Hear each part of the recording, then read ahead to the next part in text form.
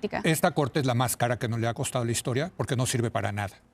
Entonces, pues nos podríamos ahorrar, como no, bueno, pues sí, a ver, si todos los casos que pone el gobierno los va a ganar el gobierno, pues ahorrémonos la corte y cerremos. Pues si nos vamos a términos financieros, nada más con lo que va a pagar Salinas Pliego, a lo mejor ahí salimos tabla. Vanessa lo dice como es en mesa de análisis opositora.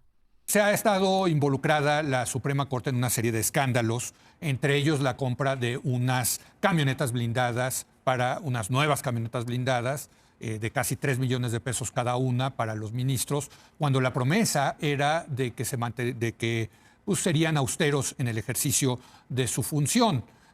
Qué bueno que estamos siendo más críticos con los gastos de nuestra nueva Suprema Corte. En ese sentido, en otra participación podemos hablar de cuáles sí son los contrastes financieros que existen respecto a la pasada. Pero ese es mi primer gran balance, las deudas que nos está dejando este Poder Judicial, no solo la Suprema Corte, en contraste con lo prometido. ¿Qué trabajo están haciendo? O de las camionetas o tal. Para mí el tema, o incluso de los gazapos, de todo este protagonismo casi como tragicómico, ¿no? De cada día vemos de pronto una nota con alguna ministra o algún ministro metiendo la pata, haciendo el ridículo, ¿no? O sea, para mí ese protagonismo es inversamente proporcional al protagonismo que con todos sus problemas y déficits tenía la Corte antes. La Corte era un espacio de deliberación muy exigente. Yo no descarto que en el futuro, Leo, si hay algunas sentencias donde la Corte de repente mande señales de que sí está protegiendo cierto tipo de derechos, pero creo que lo que es muy claro, si eso va en contra de los intereses del gobierno, la probabilidad de que decidan en contra de los intereses de Morena y aliados es básicamente cero, ¿no? Vanessa, qué barbaridad. Pues fue una primera ronda dura, hay que decirlo, para los ministros de la Corte, los nuevos ministros de la Corte. Bueno, yo quiero seguir con el tema que nos trae hoy a la mesa, que es precisamente el de las camionetas blindadas. Primero decir que yo no estoy 100% de acuerdo con que hay un alineamiento total entre, digamos, Morena, lo que entendamos por Morena, o el gobierno federal con los ministros, y precisamente estos son algunos ejemplos, vaya, la discordancia que hay con la presidenta con el tema de las camionetas blindadas, o inclusive el tema de la cosa juzgada, que tanto sonó asustando a los mercados, asustando a empresarios e inversionistas, y que también llegó a ser tratado en la conferencia matutina diciendo, a ver, dejen de agitar el avispero de este modo. Entonces, una perfecta alineación, pues yo no observo. Pero sí quiero entrarle al tema de la austeridad porque me parece relevantísimo, porque creo que uno de los mayores logros del sexenio anterior y de este es precisamente modificar la narrativa. Reducir la brecha entre gobernantes y gobernados. Creo que sí ha existido una personificación, tanto en el expresidente como en la presidenta, de lo que significa la vida austera. Ellos lo viven en carne propia, lo que ha generado que juzguemos la vida pública de una forma diferente a como la juzgábamos antes. Creo que la existencia de estos dos presidentes que han vivido de esta forma ha creado una especie de unión indisoluble entre la congruencia personal y la ética pública. Ya no solo estamos juzgando a los políticos por lo que dicen, sino por cómo viven. Pero ahí te hago una pregunta, porque si la justificación para comprar las nuevas camionetas era un tema de seguridad, pues yo creo que se justifica. Claro, luego yo creo que, pues sí, ni modo, ya no servían, según Hugo Aguilar, ya no servía el blindaje, después de 4 años ya tenían, pues sí se justifica. ¿Por qué se echan para atrás? Bueno, es que ahí hubo una contradicción, porque después el ministro presidente también, Hugo Aguilar, señaló que no había problemas de seguridad, sino de funcionalidad de los vehículos. Ahí hubo una contradicción importante en la justificación de la compra. Y él dice que se puede ir en el metro, pero por otro lado justifica que sí tienen que tener camionetas privadas. O sea, bueno, creo que no hubo una justificación. A lo mejor nomás está viendo a ver qué razón agarra. No, claro que se contradice, no, totalmente. Pero, a ver, pero el tema es, yo, por ejemplo, soy de los que creo que qué bueno que el presidente López Obrador y ahora la presidenta viajen en aviones de la Fuerza Aérea Mexicana. Bueno, yo quiero argumentar en contrario, porque yo creo que la austeridad... Hay ciertos ejemplos de políticos, menciona a Sergio Gutiérrez Luna, su dato protegido, Noroña y sus vuelos Premier. Vaya, no nos vayamos tan lejos. En otros sexenios, el viaje a Japón de Andrés López Beltrán no le hubiera costado el futuro político. Lo que quiero decir es que la forma de hacer política de Andrés Manuel López Obrador y de Claudia Sheinbaum, al menos, ha demostrado que la austeridad no era una herramienta retórica o narrativa, sino una forma de hacer política y que precisamente acercó a los gobernantes y al pueblo.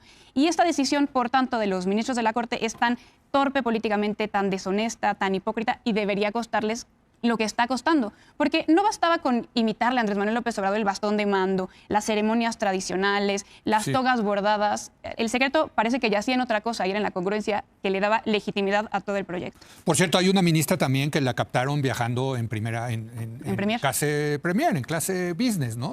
O sea, eso que nunca hacía ni López Obrador ni Claudia Sheinbaum, ¿no? Porque es el centro neurálgico de la legitimidad de todo su proyecto y no lo entendieron. Esto que decías, Leo, como de el estar buscando desesperadamente argumentos para justificar. Me extraña que no hayan llegado al argumento de decir, no, bueno, pues como parte de nuestra reivindicación de los pueblos indígenas, escogimos camionetas Cherokee, ¿no?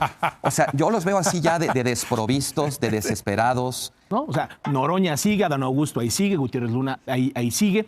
Las ministras, ¿no? Hace rato se decía, bueno, es que estamos viendo la herencia de la vieja corte. Estamos viendo la herencia también del expresidente López Obrador. A Yasmín Esquivel, Loreto Ortiz y Lenia Batres las propone el expresidente López Obrador. Y vemos a una ministra, Loreto Ortiz, como quejándose, por ejemplo, que le bajaron su salario porque su particular ganaba nada más tantito más que ella viajando en business class. Ella es la que viajaba. Ella es precisamente. Entonces, yo lo que veo es una falta de consecuencias para esa retórica. Ese viejo adagio que dice, lo que mal comienza, mal termina. Y bueno, pues esto comenzó mal, se ha desarrollado mal, sigue mal. Pues no veo cómo se pueda corregir esto. Bueno, yo quiero decir, en términos de un balance económico, también es importante contarle a nuestro auditorio cómo era y cómo son ahora las prestaciones que tenían los ministros, porque eso no es cosa menor. Yo difiero, no creo que las diferencias hayan quedado en lo simbólico, en lo visual, en lo narrativo. Nada más para poner algunos ejemplos, un ministro de la Corte ganaba el doble de lo que hoy ganan y que sigue siendo mucho, por ahí de 110,000 pesos. Sus prestaciones eran del doble, tenía una prima de riesgo de 600,000 pesos. Vaya, las prestaciones eran insultantes para cualquier mexicano a pie, para cualquiera de nosotros. Medicamentos por 5.5 millones de pesos al año, lo mismo alimentos, 1.3 millones de pesos en telefonía. Vaya, eran prestaciones ridículas que hoy sí nos están recibiendo. Conferencia matutina de la presidenta hacía referencia a cuáles son los 59 de los creo que 145 servicios que recibían los ministros, francamente desproporcionales, como flores para los servicios funerarios, traslado para sus amistades, traslado de sus prendas de vestir y de su calzado para reparación, asistencia para hacer citas con American Express, unas cosas que verdaderamente eran inexplicables. Y recordar que de esos excesos venimos corriendo, que esos excesos fundaron el entusiasmo por la reforma judicial y bien harían los ministros en no olvidarlo. Y también una diferencia... Ahí entra la condición humana, ahí entra ya, pues, ve a Noroña, ¿no? Que no quiso pagar 7 pesos por entrar a un baño público, ¿no? Y ahora pues, se jacta de viajar en clase premier a Europa. Y otra diferencia, Leo, que no es menor. Humana. Vaya, recordemos cómo respondía el Poder Judicial, particularmente la Suprema Corte, en el sexenio anterior ante los intentos de reducir sus privilegios. Sí. Recordemos cómo no se quisieron bajar el salario, recordemos cómo se atrincheraron ante la eliminación de sus fideicomisos, cómo eso fue amparo tras amparo para proteger sus privilegios. Sí hay una diferencia, al menos en ese sentido, con la Corte actual, que ante el juicio de la opinión pública reculan. Y claro que aquí no se le va a aplaudir a nadie yo te por podría recular, argumentar que esta Corte es la más cara que no le ha costado la historia, porque no sirve para nada.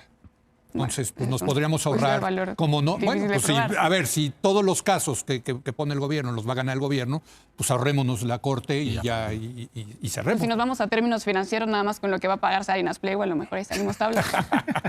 Fíjate qué simpáticos son los analistas, muy deshonestos intelectualmente. Se quejan de Loreto Ortiz, de Lenia Batres y de Yasmín Esquivel porque las propuso López Obrador, pero no se quejaron de Norma Piña que la propuso Peña Nieto, la de menos calificaciones. No lo digo yo, lo dijo en su momento el senador del PRD, Ríos Peter. La menos calificada es a la que por dedazo pusieron de ministra. Y ahí yo no vi a nadie desgarrarse las vestiduras y mucho menos dedicarle toda una hora de programa en el programa de este señor Leo.